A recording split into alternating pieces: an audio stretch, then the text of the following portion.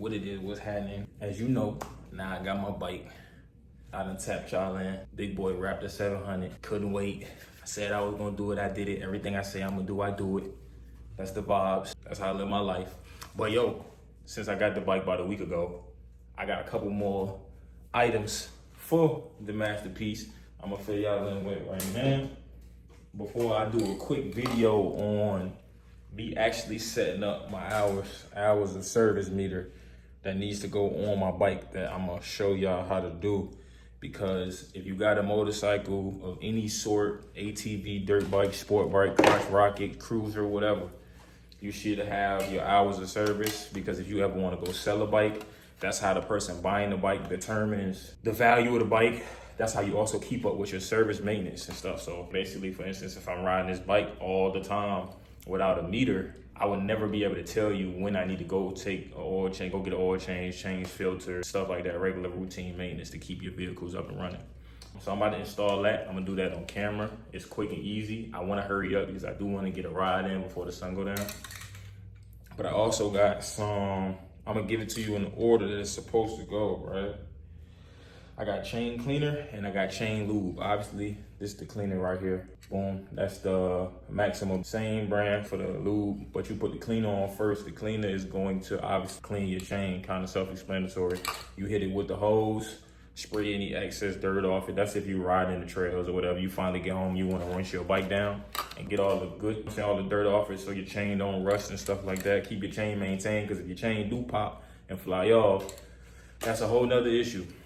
But chain cleaner, and then after that, you rinse it. Well, before the chain cleaner, you rinse the spray just like how you wash your body. You rinse your body with water before you put the soap on it. You rinse the chain with water, put the cleaner on it, and then when you finish, smack that boy with the lube. Bam, now she good to go. Also, to help me do that is a chain brush. As you can see, it is perfectly aligned. For yes, the chain on a big boy 700 Raptor is that thick. Might not look that crazy on camera, but it's perfectly goes on the chain, so you just scrub your chain down. So I got that. Like I said, I'm showing y'all the new additions that I got over the past couple of days in order to properly maintain my bike. One of those things is what I'll be putting on, the meter.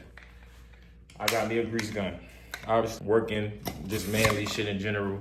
I've been operating grease guns all my life. Never really had a reason to own my own, but now I do. And as far as the grease, I bought 2 of them. Probably take me a half a year to, maybe even a year to get to this second bottle, but I'm gonna pop this first one in probably tomorrow because I gotta put some more stuff on my bike tomorrow. That's gonna be another separate video. But yo, I got multi-general purpose lithium. That's what recommended for this bike. For the Raptor 700R, the recommended grease, which doesn't have to be any, it could be pretty much any color or whatever the case may be, but the key word for this one is lithium. This gotta be lithium. And obviously, if we keep it at 100, I think if you use another grease that's not lithium, it probably still work as grease. But this is the best recommended in order to keep your, suspension up to par, ball joints, all your links, anything that you need to grease, lithium grease. This is in the manual, I'm not just making it up. All right, what else we got? Oh, I ain't opened them yet, but I already got 2 of the pair. I got the clear ones, cool, clear, black, plain Jane. This is a plain Jane. This is same black, but got the little tint on the visor on the shield. This is like a bust down Cardi, some cool shit.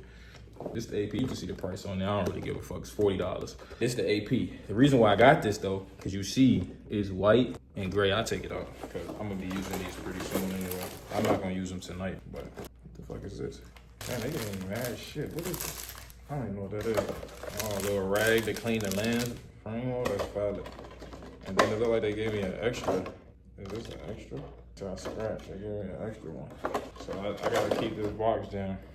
This is definitely gonna come in handy to wipe the face off this motherfucker. I don't know what this is for. I guess I gotta do some reading. It says goggle accessories, but I'll dig more into that later. It's hot in this garage. And like I said, I wanna go riding, but no, yeah, this one is definitely valid. This one is more flexible. And I can honestly feel like the quality of this one is better than these, which would make sense because those two, the what I call that shit, the plain Jane and the bust down Cardi, I got them shits off Amazon. I wanted some cool, something quick, you know what I'm saying? These are Charger Pro LS2s.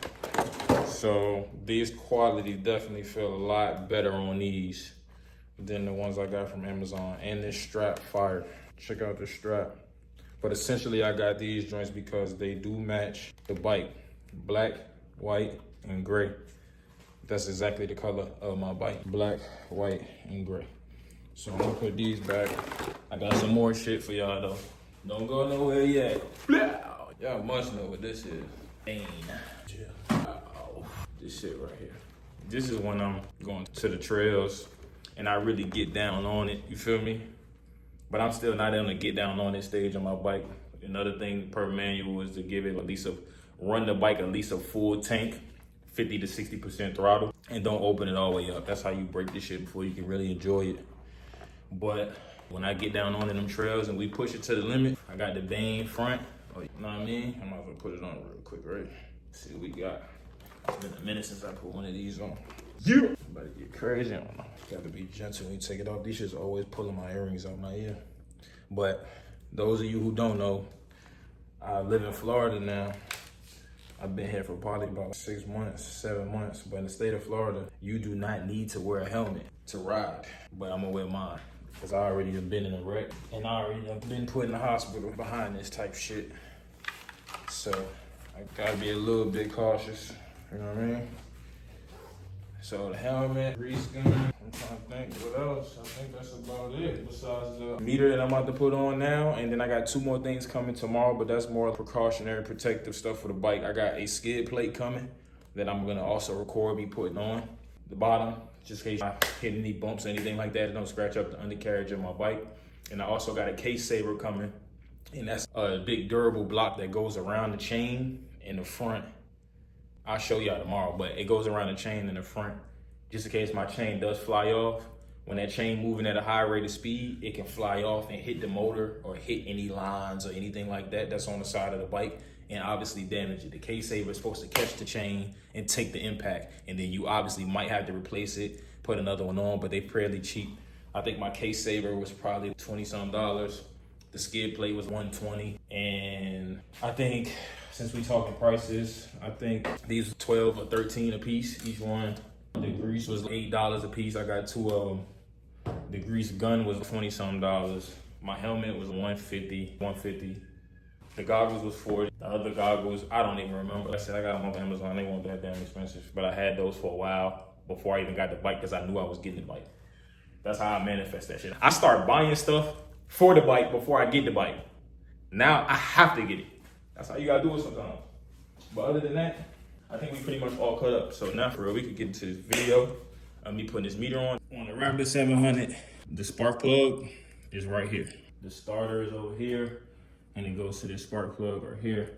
So in order to do this meter, so y'all can see, this cord right here, I put it in, it didn't come in. You stick it in through the bottom and put the edge of the loop through the top. The edge of this cord is supposed to be wrapped around the spark plug 5 times and then tied down. And that's how your meter would know that the Raptor is on and to start the timer.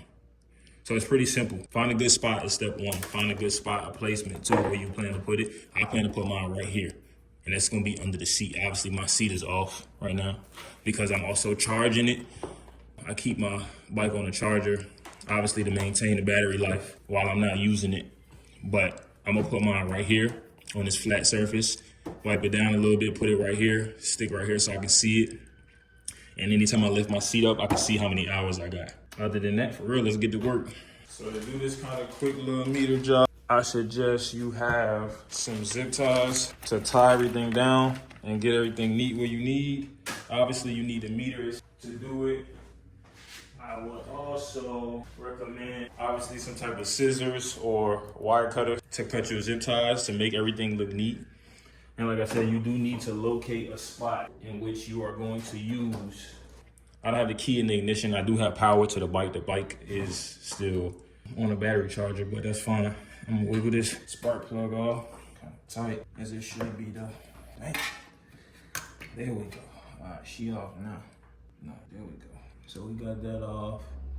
So now this spark plug is off. I'm gonna try to find a good route through here. And obviously, I'm not gonna get the best angles. I got my bike on the trailer. I could have took it off, but I would have to clear some more room. And honestly, I don't feel like doing that for y'all. But I'm basically trying to find a good spot to run this cord. I need to take one of these screws off. So you get probably a Phillips screwdriver also. In this case, I got the little ratchet screwdriver, quick little plug and play. Nothing too crazy. Take this, it's a little plastic piece right here that need to come off in order to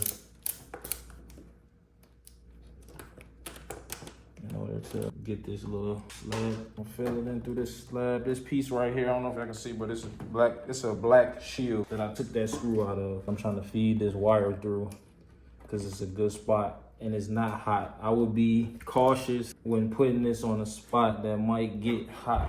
A good way to tell if you got it in a spot that's getting hot is see if it's other wires there. If it's other wires there, 9 times out of 10, probably means that those wires are in a good spot to get hot. Damn, it sounds about to rain, about to kill my bike adventure. So if there's other wires in the area, that means they probably got it in a decent spot with some heat. So I'm gonna go on this one. Yeah, boom. See, we cooking the grease. We'll be done pretty soon. So I'm gonna leave a little bit of slack in that. Move it. Now at this point, I'll wrap this around. I'll try to wrap this around 5 times. I think I did an extra, but in this case, extra not gonna hurt. So now I'm grabbing my zip tie, and I really want to tape it first, if you want to be honest. Dang, where did I put that damn black tape at? It's all the way over there. Oh, I love you. So I really want to cut that piece right there. So I'm gonna put this right here. Trying to keep it as tight as possible. Obviously, once you get the first piece around, you pretty much in good shape from there. Oh, that rain definitely coming. I'm pretty sure y'all can hear that. So I definitely gotta hurry up. I'm gonna get another piece around and then let it go, because trying to hold it and do it at the same time is crazy. Alright, so that's good. That's progress for me. Just cut this little end of the wire off. I do want to do a little better job. I feel like I can make this a little tighter. Obviously, that's what the zip tie is supposed to do too. The zip tie is supposed to be that finishing touch as far as the durability and the tight, how tight it's gonna be. I just did this so it's actually around there.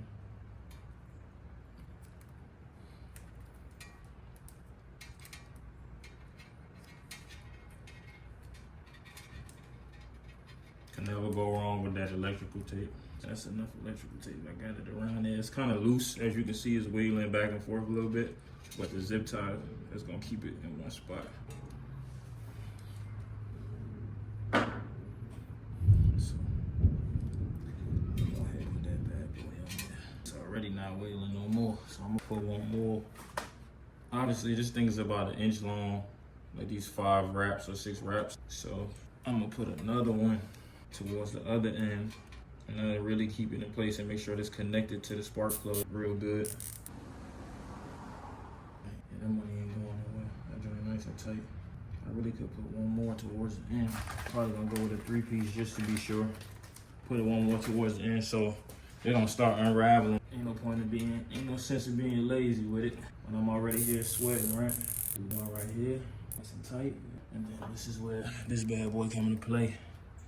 Clean it up a little bit. Obviously, I'm not about to have these wires sticking side to side of my bike. Put this spark plug back in.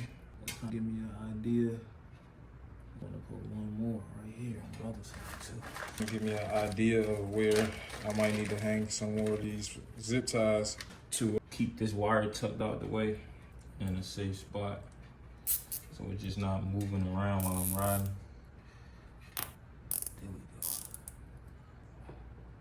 Oh yeah, she in there good. Yeah, she ain't going nowhere. Yeah, that's stuck. Yeah, she good. She bolt on, you know what I mean? So we're gonna get the spark plug back on. You just gotta push it down till you hear it snap like that. I wanted to put some grease on it for real. A little bit of that grease, but I don't have that specific grease. It doesn't take the regular lithium grease. You gotta put some spark plug grease. So it comes off easy next time you gotta take it off. This hose look like it might get hot, so we're gonna try to run it under here.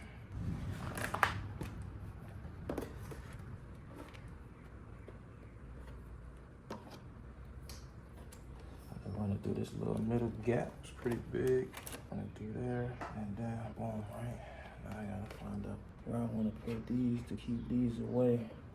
I might be able to keep it under here, tucked around for real. There's already wires under this joint now. If I can find that other screw that I dropped, I do gotta find a spot to put this though. Just leave it right here. But this spot is not that. That's kind of the way. I think I did. This is my first time doing this, so I think I'm doing pretty good for the basics. What I can say is though, if it does mess up because the heat and I got it too close to something, I just buy another one. Hot as shit. I'm gonna wipe this piece down. The meter comes with and the one that I got the Hardline. I don't know if I told y'all that. I took it out the case before the video, but I got the Hardline. I heard they got pretty good products, so I went and grabbed that one. But it came with some 3M sticky tape. They got mounts and stuff like that that you can put, but I'm just gonna use for now what they gave me. And if I feel like I need to put a mount later on down the line, that's what I'm gonna do. So boom, get in there real good.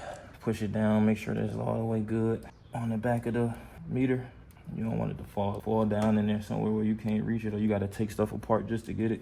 So that should be good, but I'm gonna do a double check and check these wires. That should be good. There ain't nothing but wires down there anyway. So then peel this back off, sticky, like that. Get a good push on that. And all the corners, that shouldn't go nowhere. Especially when I'm not gonna be touching it. It's not like I'm gonna be yanking at it. My seat gonna be covering it anyway. I'm gonna let my bike crank up for a couple minutes and let it warm up. Take the battery charger off, put the cap on. That joint tucked away.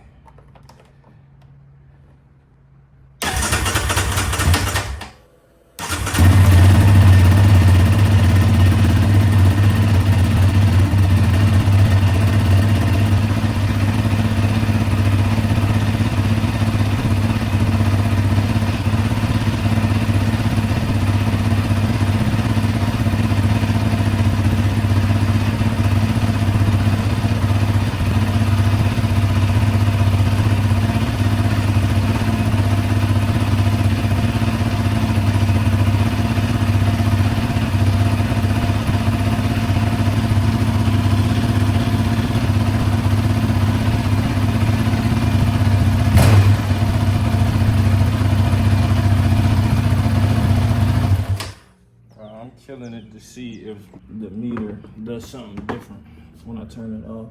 TMR1, TMR2,